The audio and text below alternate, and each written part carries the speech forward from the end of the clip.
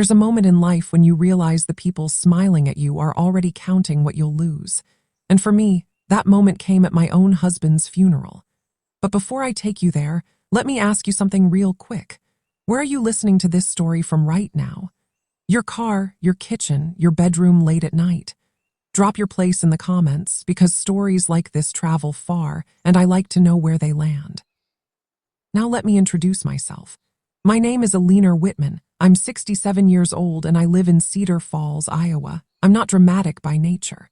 I've lived a quiet American life, marriage, stepchildren, church on Sundays, a small garden I loved more than most people. I was married to Frank Whitman for 12 years, not his first marriage, not mine either. His children were grown when I came into his life, polite on the surface, distant underneath. I told myself that was normal. I told myself blended families take time.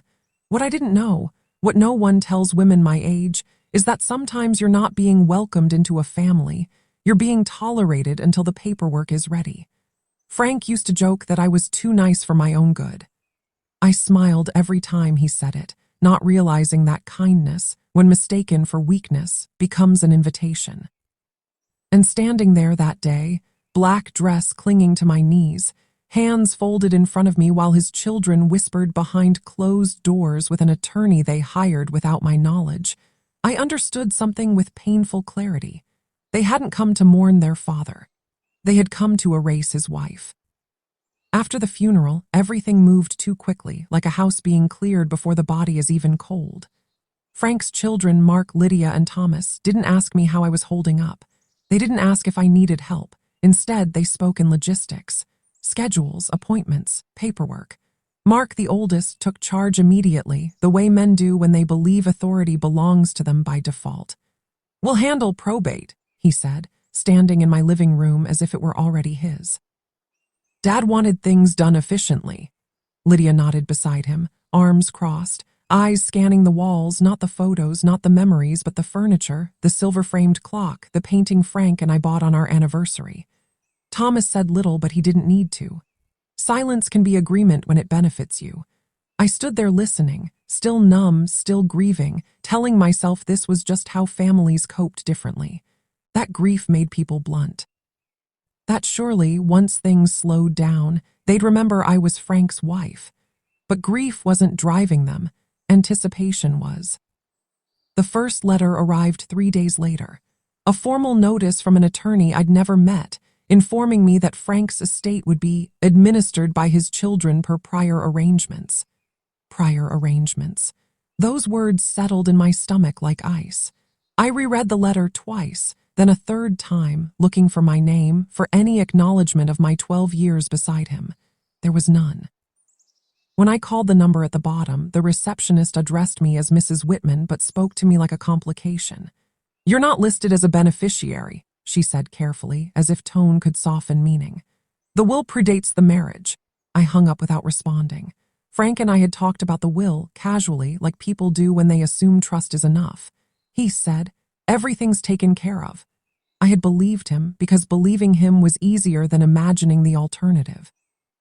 That night, I walked through the house alone, touching the edges of a life that suddenly felt temporary. The dent in the hallway wall from when Frank tripped carrying a ladder. The chipped mug he refused to throw away because it still holds coffee. I realized then how dangerous it is when love is undocumented. How vulnerable women become when they assume marriage itself is protection. By the end of the week, Mark had changed the locks on the garage for security reasons. Lydia began packing boxes from the guest room without asking.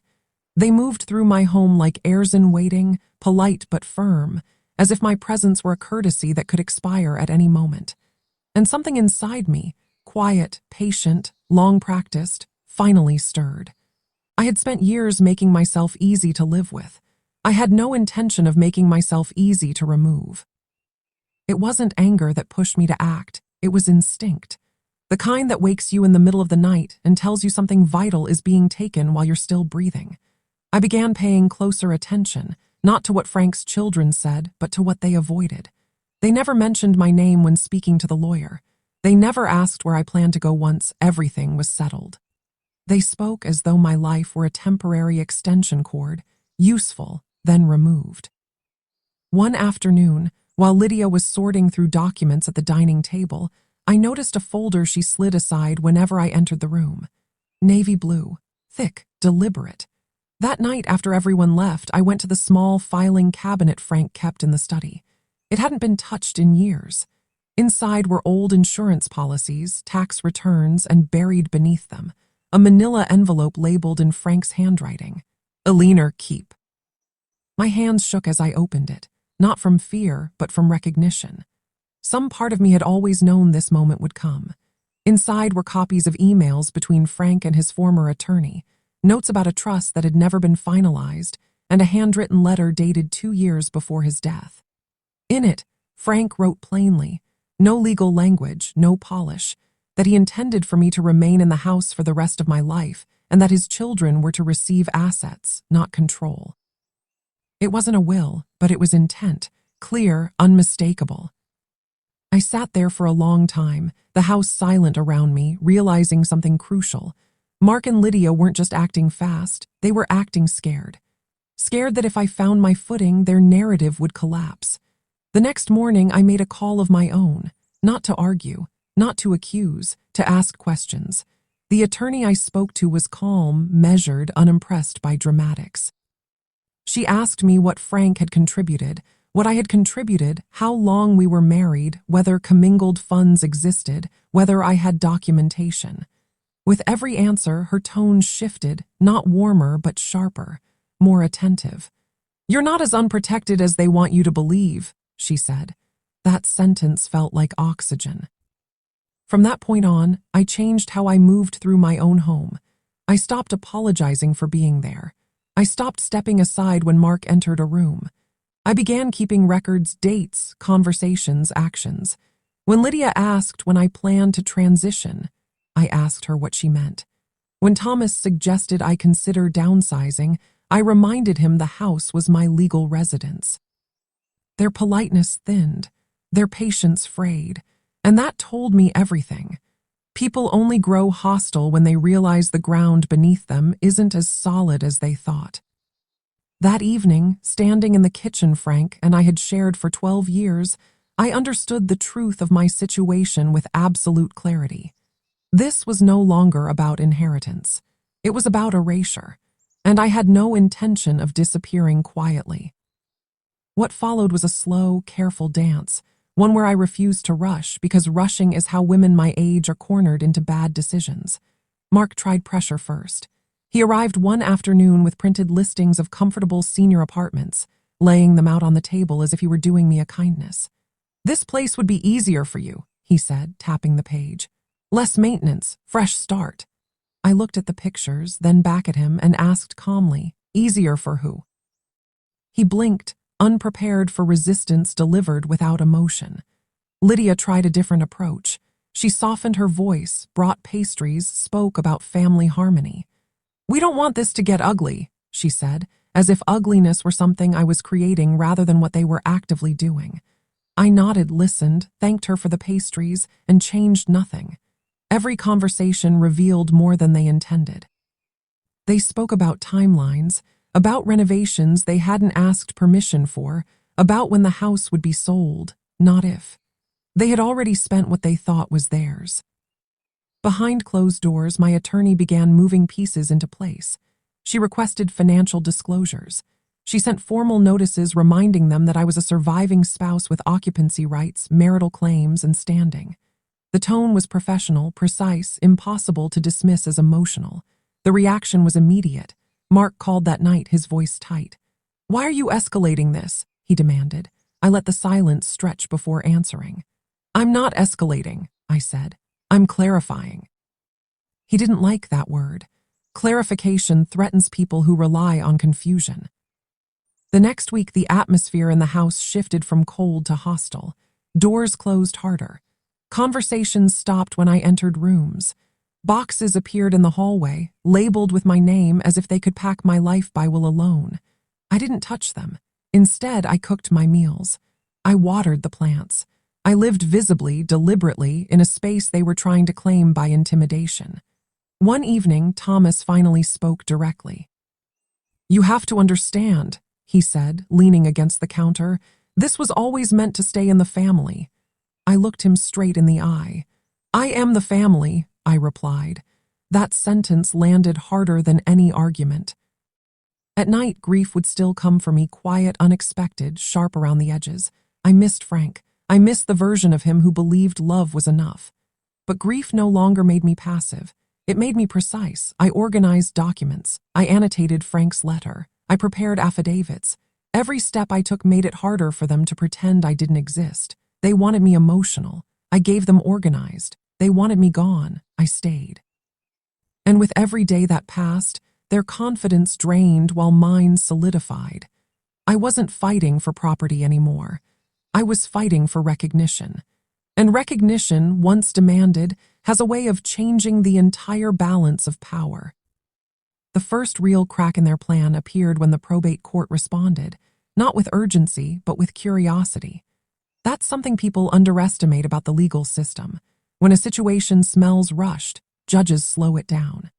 My attorney filed a motion asserting my spousal rights, attaching Frank's handwritten letter, financial records showing years of shared expenses, and evidence that I had lived continuously in the home as his wife. It wasn't explosive. It was thorough. And thoroughness is far more dangerous than drama. When Mark received notice that the sale of the house was temporarily halted pending review, he came to the house furious, no longer pretending to be polite. "You're costing us money," he snapped, standing in the doorway like a man who had just been told the vault wouldn't open. I looked at him calmly and said, "You shouldn't spend what isn't yours." That was the moment I saw it in his eyes, the shift from confidence to calculation. From then on, they began changing tactics rapidly, which is always a mistake. Lydia tried to paint me as unstable, casually mentioning to neighbors that I wasn't handling Frank's death well. Thomas suggested mediation, but only if I agreed to move out first. Every move they made revealed their desperation. They didn't want fairness. They wanted speed. They wanted me disoriented enough to accept crumbs in exchange for silence. What they didn't realize was that years of being overlooked had taught me patience. I knew how to wait without weakening. At the same time, memories began surfacing, small, overlooked moments that suddenly mattered. Frank insisting we keep joint records just in case. Frank asking me once out of nowhere if I felt secure. Frank reminding me that love didn't excuse preparedness. I had brushed those moments aside at the time, thinking them unnecessary.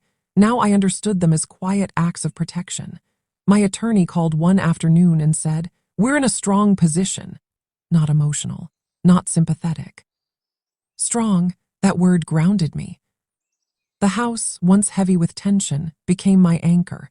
I reclaimed spaces deliberately. I moved Frank's chair back to where it belonged. I cleaned out drawers that Lydia had rifled through and reorganized them my way. Each act was small, but symbolic. I wasn't squatting. I was inhabiting. The boxes with my name on them remained untouched in the hallway, silent accusations that no longer intimidated me. One evening, as I sat at the dining table reviewing documents, Mark walked past, stopped, and said quietly, "You really think you can win this?" I didn't look up. "I don't think in terms of winning anymore," I said. "I think in terms of truth." He scoffed and walked away, but the sound of his footsteps told a different story. They were heavier, slower, uncertain. And that's when I knew the balance had shifted. They had come into this assuming I was an obstacle they could remove. They were beginning to understand. I was a factor they had failed to account for. The court hearing was scheduled for early morning, the kind of hour meant to discourage emotion and reward preparation. I arrived 15 minutes early, dressed plainly, carrying a single folder, no theatrics, no performance. Frank's children arrived together, whispering in tight clusters, their attorney doing most of the talking. I watched them from across the room, not with fear, but with a quiet awareness of how quickly certainty drains when it's no longer supported by law. When the judge entered, the room stilled. She didn't look impressed by anyone. That, I learned, is always a good sign. The proceedings were methodical. My attorney spoke clearly, without embellishment, laying out the timeline of my marriage, my financial contributions, my continuous residence in the home, and Frank's documented intent. When Frank's letter was introduced, the judge paused to read it herself. That pause mattered. Silence in a courtroom is never empty, it's evaluative. The opposing attorney argued that the letter lacked legal standing. The judge nodded, then asked a question that shifted everything. Intent aside, why was the surviving spouse excluded entirely from notice and participation? No one answered immediately, because there was no good answer. Mark avoided my eyes. Lydia stared straight ahead. Thomas folded his hands too tightly. The judge continued, noting inconsistencies in their filings, the unusual haste, the attempt to change locks, the early efforts to remove property before proper review. None of it sounded good when spoken aloud. By the end of the hearing, the judge issued a temporary order affirming my right to remain in the home and freezing any sale or transfer until full adjudication. It wasn't the end, but it was a line drawn in ink. Outside the courtroom, Mark confronted me, his voice low and angry. "You're dragging this out," he said. "You're making this harder than it needs to be." I met his gaze evenly. "No," I replied. "I'm making it accurate." He had no response to that. Accuracy terrifies people who rely on shortcuts. That afternoon, I returned home and sat in Frank's chair, the one they'd wanted gone first. The house felt different, lighter, steadier. For the first time since his death, I didn't feel like I was waiting to be pushed out. I felt rooted. That night, my attorney called to say something that stayed with me. "They underestimated you because they thought grief would make you pliable. They forgot grief can also sharpen focus." I slept deeply for the first time in weeks, not because the fight was over, but because the ground beneath me had stopped shifting. And when the ground stops moving, you can finally stand tall enough to see who's losing their balance. After the court hearing, the power dynamic reversed in a way that felt almost physical, like the air itself had shifted direction. Frank's children no longer moved through the house with entitlement.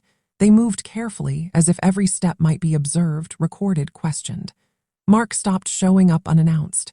Lydia no longer rearranged things when she thought I wasn't looking. Thomas avoided me entirely.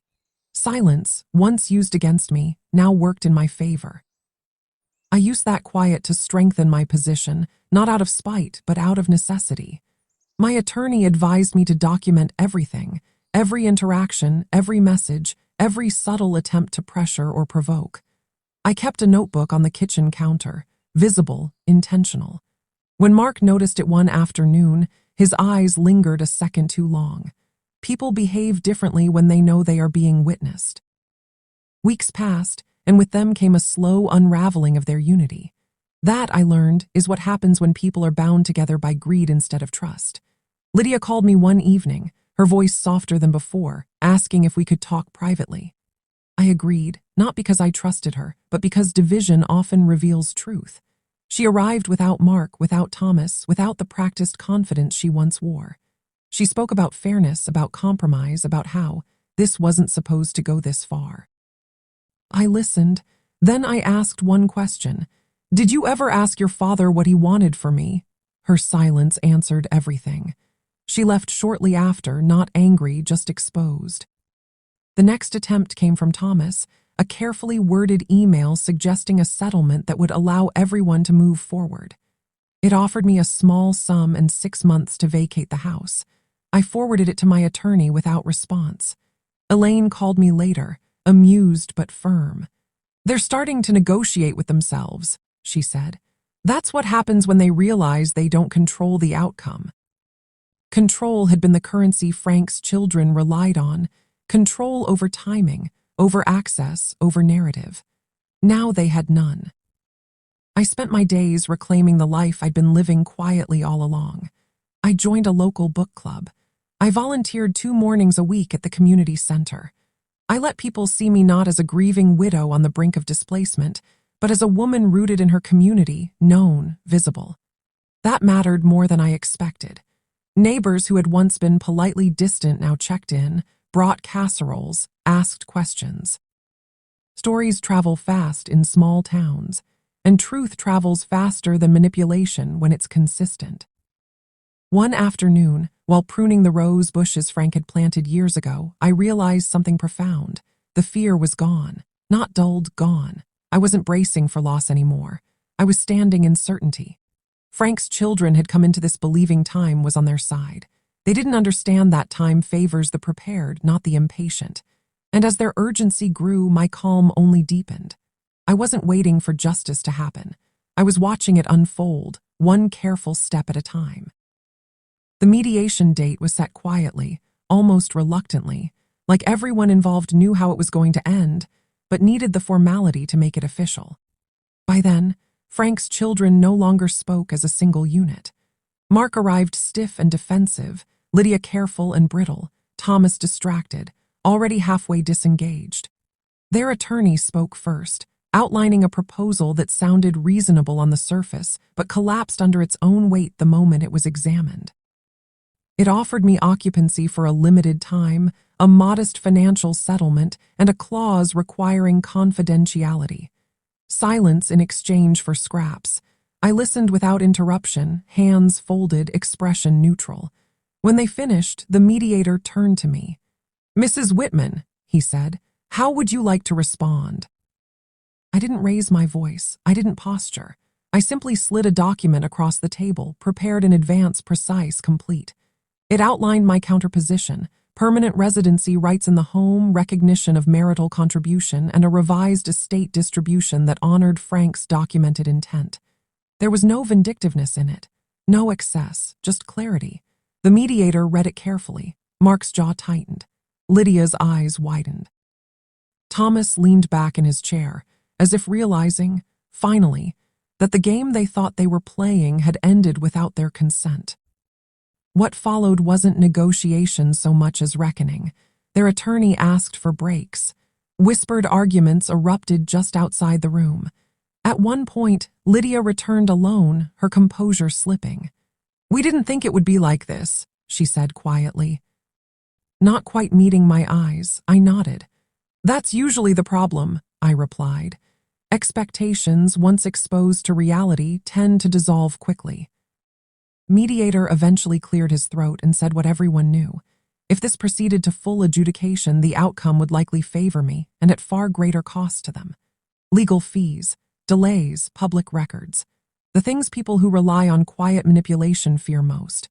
When the final agreement was drafted, it reflected that reality. I retained the home. I received a fair portion of the estate. And most importantly, there was a clause affirming my standing as Frank's spouse, formally and publicly. They signed without looking at me. I signed without hesitation. Walking out of that building, I felt no rush of triumph. What I felt was steadiness. The kind that comes when something long denied is finally acknowledged. Frank's children had entered this process assuming I would negotiate from fear. Instead, I negotiated from fact. And facts, once placed on the table, don't move just because someone wishes they would. That evening, back in the house, I opened the windows and let the air move freely through the rooms. The space felt like mine again, not because of documents or signatures, but because the question of whether I belonged there had finally been answered. And it hadn't been answered by them. It had been answered by the truth they tried and failed to outrun. Life didn't suddenly become perfect after that, but it became mine again, and that difference mattered more than comfort. The days settled into a rhythm that felt earned rather than borrowed. Morning light through the same kitchen window Frank, and I used to argue under about coffee strength. Afternoons spent tending the garden, the soil familiar under my hands, grounding me in a way no legal document ever could. Neighbors began stopping by again, not with curiosity this time, but with warmth. They asked how I was doing, not where I was going. That distinction told me the story had shifted in the way that truly counts. Frank's children faded from my daily life almost completely. There were no more surprise visits, no more tense conversations, no more half-smiles masking entitlement. Occasionally, I would hear updates through the quiet channels of town gossip, Mark dealing with financial strain, Lydia moving out of state, Thomas selling his share of a property earlier than planned. None of it brought me satisfaction. It brought me distance. And distance, I learned, is a gift when it's clean. I took time to reflect on my own role in how things had unfolded, not with blame, but with honesty. I had trusted deeply. I had assumed goodwill where none was owed, but I also recognized something else. I had adapted. I had learned. I had stood firm without becoming hard. That mattered to me. I didn't want to win by becoming someone I didn't recognize. I wanted to win by becoming someone I respected. One afternoon, while organizing old paperwork, I found a photo of Frank and me from our early years, laughing, unaware, unguarded. I didn't feel bitterness. I felt gratitude for what had been real and clarity about what had not. Love had existed, so had blind spots. Both could be true without canceling each other out. I placed the photo back where it belonged, not hidden, not displayed, just acknowledged. As the months passed, the house filled again with quiet purpose. Friends gathered. Stories were told. Life continued, not loudly but steadily. And every now and then I would catch myself standing in the doorway, realizing how close I had come to being erased from my own life and how deliberately I had refused. That awareness stayed with me, not as armor but as wisdom. I understand now that betrayal doesn't always come from strangers or enemies. It often comes from people who assume your silence means surrender. Frank's children never shouted at me, never threatened me outright. They simply moved as if I were already gone, as if my life with their father were a temporary footnote instead of a chapter written in years. What they didn't understand was that endurance is not the same as invisibility. A woman can be quiet and still be immovable. She can grieve and still think clearly. She can love deeply and still refuse to be erased. This experience didn't make me suspicious of everyone, but it made me precise about who deserves access to my life. I no longer confuse politeness with loyalty or family ties with integrity. I learned that legality matters, but self-respect matters more. That standing your ground doesn't require anger, only certainty.